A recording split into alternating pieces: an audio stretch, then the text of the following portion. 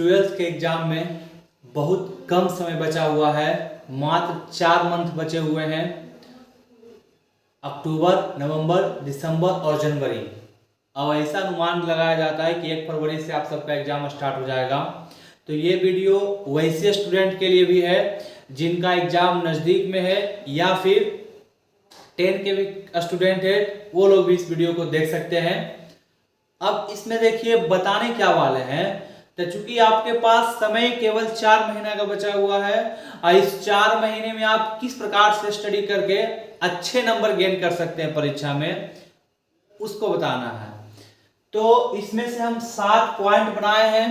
इसी 7 पॉइंट को फोकस पे रख के आप लोग एग्जाम में अच्छे नंबर गेन कर सकते हैं। देखिए पहला चीज है जो डिस्ट्रैक्शन है। डिस्ट्रैक्शन आपको पढ़ने में बहुत बड़ा बाधा पहुंचाता है।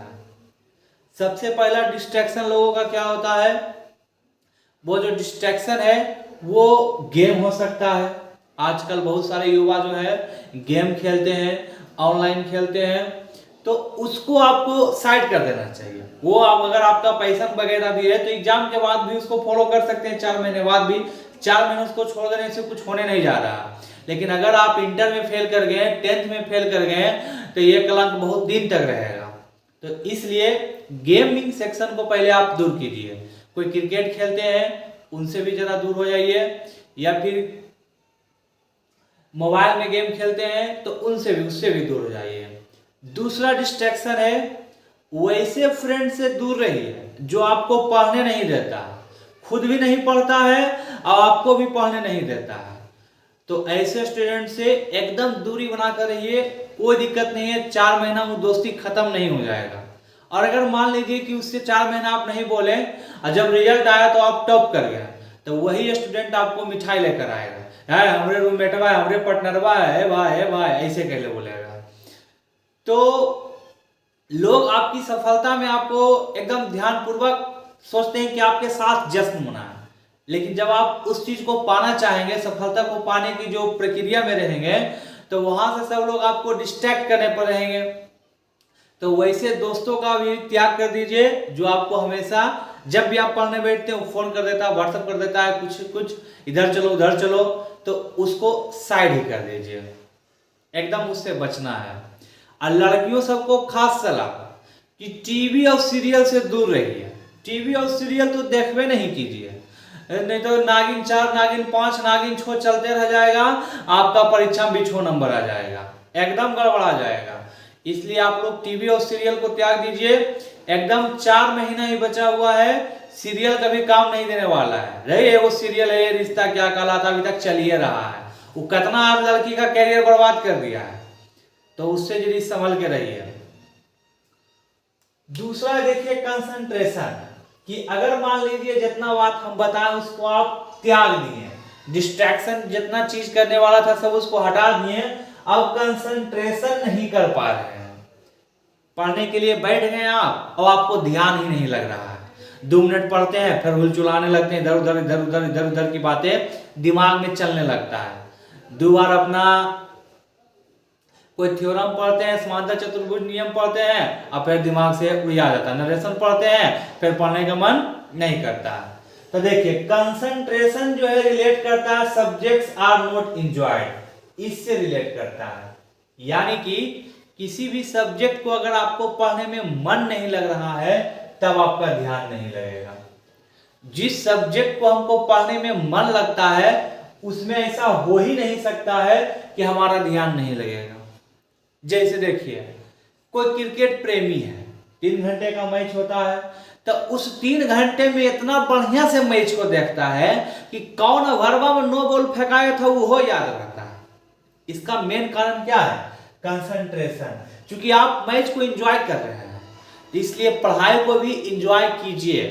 अब चूंकि महीना 4 ही बचा है और नहीं एंजॉय कीजिएगा तो फिर कोई उपाय नहीं है। तो सब्जेक्ट्स को एंजॉय करना सीखिए, तभी आपका कंसंट्रेशन हो पाएगा। अगर आपको कोई सब्जेक्ट पढ़ने में मन ही जब नहीं लग रहा है तो फिर समस्या है। अब देखिए जब आप सब चीज को डिस्ट्रैक्शन को अलग कर दिए, आपका ध्यान लगने लगा है, सब्जेक्ट में भी मन लगने लगा है, तब आता है टाइम मैनेजमेंट की बारी। टाइम मैनेजमेंट बहुत ज्यादा इंपॉर्टेंट फैक्टर रखता है। टाइम मैनेजमेंट कैसे इंपॉर्टेंट फैक्टर रखता है कि इसमें से चूंकि आपके पास महीना 4 है, अब विषय देखिए 5 गो है, तो सबको बराबर समय देना है। या अगर कोई विषय में आपका स्ट्रॉन्ग पॉइंट है तो उसको थोड़ा कम समय दे सकते हैं, लेकिन ऐसा है कि सबको, अगर आप 6 घंटे पढ़ रहे हैं, 7 घंटे पढ़ रहे हैं, और अगर कोई पोर्शन मजबूत है आपका तो उसको नहीं भी पढ़ेगा तो कोई दिक्कत नहीं है, लेकिन जो सब विषय में मीडियम है, एवरेज है, उनको सब सब्जेक्ट को बराबर समय देना पड़ेगा। फिजिक्स को, केमिस्ट्री को, मैथ को, इंग्लिश को, बायो को। तो टाइम मैनेजमेंट बहुत देखिए इंपॉर्टेंट फैक्टर है। टाइम मैनेजमेंट अगर आप अच्छे से नहीं कर पाइएगा, जैसे अगर कोई स्टूडेंट गया बाजार सब्जी लाने के लिए, और सब्जी लाने के लिए गया 1 घंटा सब्जी खरीद रहा है, अरे भाई जिस काम को करने के लिए गया वो काम करो, तुरंत जाओ, फिर पढ़ो लिखो। तो बहुत सारे स्टूडेंट को देखते हैं उधर से एकदम निकला है, मार्केट गया है, तजरी सब्जियों ले लिया है, 2 मिठाइयों खा रहा है, और उधरो टहल रहा है, 2 घंटा 3 घंटा तो उसको बाजारे में देख रहा है। ये टाइम मैनेजमेंट नहीं होता। टाइम मैनेजमेंट इसको कहा जाता है कि एक बार आप रूटीन फिक्स कर लिए कि इतना सारा चीज आज हमको पढ़ना है, तो उस चीज को क्लियर कर लेना है। नहीं क्लियर होगा फिर गड़बड़ा जाएगा एकदम। चूंकि अब 4 महीना तो आपको मेहनतें करना है, ज्यादा दिन समय थोड़े है। 4 महीना अपने आप को आइसोलेट कर लीजिए, कमरा में बंद कर लीजिए, किसी से कोई टेंशन नहीं, कोई ओल झोल नहीं। 4 महीना इंडिविजुअल लाइफ जिए। एक के बार परीक्षा के समय में चेहरा दिखाइए, एकदम 4 महीना इंडिविजुअल लाइफ जीना है, तब टाइम मैनेजमेंट अच्छे से आप लोग कर पाएंगे। जो रूटीन बनाएंगे, हम ही नहीं कहते हैं कि कोई 12 घंटा पढ़ो, 15 घंटा पढ़ो। अगर तुमसे 8 घंटा ही पढ़ा जाता है, 6 घंटा ही पढ़ा जाता है, तो उस 6 घंटा में तुम जितना रूटीन सेट करता है उसको पूरा कंप्लीट कर लो।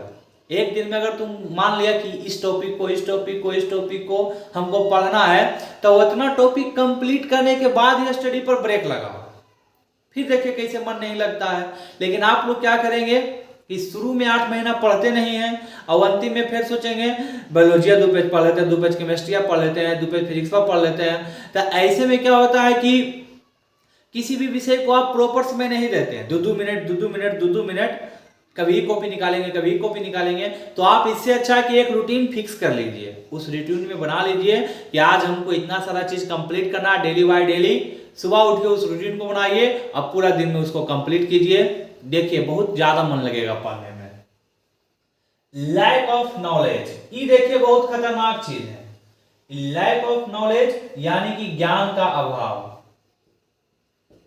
तो ये देखिए इसी से रिलेटेड है। सब्जेक्ट्स आर नॉट एंजॉयड, जिस सब्जेक्ट को आप शुरू से नहीं पढ़े होंगे अच्छे से, एकदम जनवरी में जब आपका सिलेबस स्टार्ट हुआ होगा, अब सोच रहे हैं कि उसको टेकअप कर ले, जल्दी उसको पढ़ ले, तो लैक ऑफ नॉलेज वहां है, यानी नॉलेज की कमी है। वहां आपको पढ़ने में मन नहीं लगेगा, उस विषय को पढ़ने में मन नहीं लगेगा। ऐसे में आप लोग क्या कर सकते हैं कि जो टॉपिक छूटा हुआ है, यूट्यूब वगैरह भी है, या फिर जिस टीचर के पास आप लोग पढ़ते हैं उनसे जाकर अपने प्रॉब्लम को शेयर कीजिए और कहिए कि हमको इस वाले पॉइंट में दिक्कत है, इस वाले पॉइंट में दिक्कत है, तो उनसे भी समस्या का समाधान हो सकता है। क्योंकि माइंड में जैसे ही आपका इंटरेस्ट जागेगा, आप पढ़ने के लिए आप एकदम उत्सुक हो जाएंगे। लेकिन जैसे ही इंटरेस्ट नहीं रहेगा, आप पढ़ क्यों रहे? आपको माँ बाप की आपसे बहुत उम्मीदें हैं। आपके जीवन की 3 सीढ़ी है, पहला 10th, दूसरा 12th और तीसरा जॉब। जितना मेहनत आप 12th में कर रहे हैं, आप मान के चलिए कि इतना इससे 10 गुना ज्यादा, 20 गुना ज्यादा मेहनत आपको जॉब लेने में करना पड़ेगा। तो अभी तो आप मात्र दूसरे सीढ़ी पर है, और अगर आप दूसरे सीढ़ी पर से गिर जाइएगा तो माँ बाप को बहुत दुख पहुंचेगा। क्योंकि बहुत सारे लोगों के माँ बाप जो है वो मेहनत मजदूरी करके, ठेला चला के, या करके, हुआ करके अपने जीवन यापन करते हैं। तो मोटिवेट करने के लिए आपको किसी और की चेहरा देखने की आवश्यकता नहीं है। अपने माँ बाप की सिचुएशन को याद कीजिए कि किस प्रकार से आपको पढ़ा लिखा रहे हैं, वही आपको खुद मोटिवेट कर देंगे। छठा में देखिए anxiety, sleep, healthy food. Anxiety मतलब होता है चिंता। परीक्षा के बारे में सोच सोच के आदमी डिप्रेशन में चला जाता है, चिंता करते रहता है कि पता नहीं कि जैसे जैसे समय नजदीक आएगा, बहुत सारे स्टूडेंट को देखिएगा एग्जामिनेशन हॉल में जब लिखता है कॉपी को तो हाथ में पसीना आएगा, माथा पे पसीना आएगा, हाथ थरथराएगा, डरा हुआ रहेगा, सहमा हुआ रहेगा। उसका कारण क्या है? लैक ऑफ नॉलेज है। उस साल भर बढ़िया से नहीं पढ़ा है, लेकिन जो पॉइंट आपको पता रहता है उसको लिखने के लिए आप शुरू करते हैं तो कलम देखिए आपका नहीं रुकता है जब तक कि आंसर खत्म नहीं हो जाता है। फिर देखिए स्लीप, सोना। तो बहुत सारे स्टूडेंट अभी देखिए मोबाइल का शिकार है। मोबाइल का शिकार है तो अच्छे चीजों के लिए मोबाइल नहीं देखेंगे, अल्लर बल्लर चीज मोबाइल में देखते रहेंगे। और रूटीन दिनचर्या क्या कर लिए हैं कि बगैर 12 साढ़े 12 बजे के सोएंगे नहीं, मोबाइल देखेंगे। इन्हें की स्टडी मटेरियल देख रहे नहीं, वैसा भी काम नहीं करेंगे। 12 साढ़े 12 बजे तक वो केवल आलतू फालतू सिनेमा, चुटकुला या हुआ लन फन का वीडियो देखेंगे और उनको लगेगा कि हम लाइफ के सबसे बढ़िया पल जी रहे हैं। नहीं, वो फालतू समय जी रहे हैं।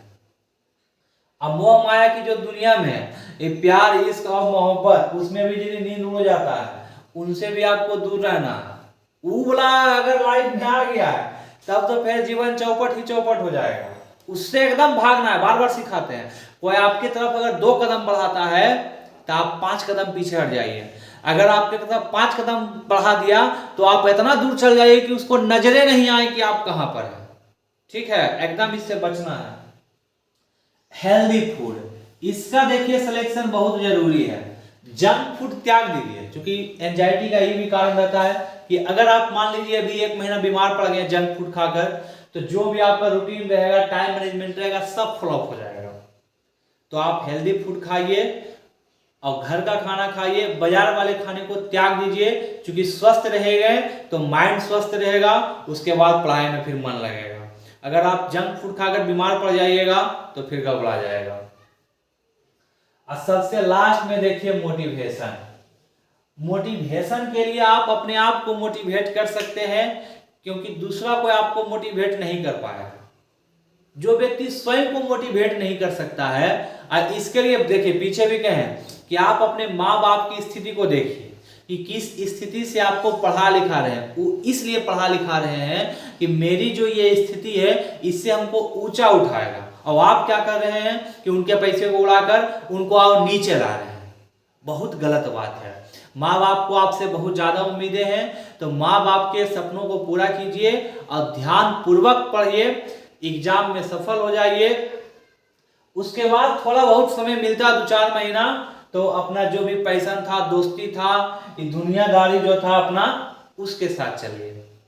फिर जब जॉब की बारी आएगी तो फिर इन सब चीजों को त्याग दीजिए जब तक जॉब नहीं मिल जाता है। इसका एक और एग्जाम्पल देते थे, हम जब पटना में पढ़ते थे तो एक लड़का था, वो बीपीएससी की तैयारी करता था। वो कमरा में बंद हो जाता था, किसी से कोई मतलब नहीं, कोई मतलब नहीं। पूरा उसको रूम वाला सब जितना भी तल्ला 4-5 तल्ला था सब उसको कहता था कि लड़का पागल लड़का, किसी से कुछ बोलता उलता नहीं है। लेकिन जैसे वो लड़का डीएसपी बन गया तो सब लोग उसके यहाँ मिठाई लेकर गए, नहीं हमरे आदमी है, हमरे आदमी, हमरे रूममेट है, हमरे रूममेट है। ऐसा हालत हो जाता सफलता के बाद। उससे पहले आपको भले कोई नहीं पूछेगा। इसलिए इन सब 7 पॉइंट ऐसे पॉइंट हैं जो आपके परीक्षा में सबसे महत्वपूर्ण बिंदु साबित हो सकते हैं। और चूंकि समय कम बचा हुआ है, इसलिए परीक्षा को अच्छे से पढ़ें, परीक्षा को अच्छे से समझें, सिलेबस को अच्छे से पढ़ें, रूटीन बनाकर पढ़ें, और जो भी रूटीन बनाते हैं उसको फुल टू एकदम कंप्लीट करके ही नींद लें। तो इसी प्रकार मिलते हैं अगले वीडियो में। जो नए स्टूडेंट आए चैनल पर, वो चैनल को सब्सक्राइब कर देंगे, लाइक कर देंगे वीडियो को, और कोई भी प्रकार का जीवन में समस्या है तो आप लोग कमेंट कर देंगे।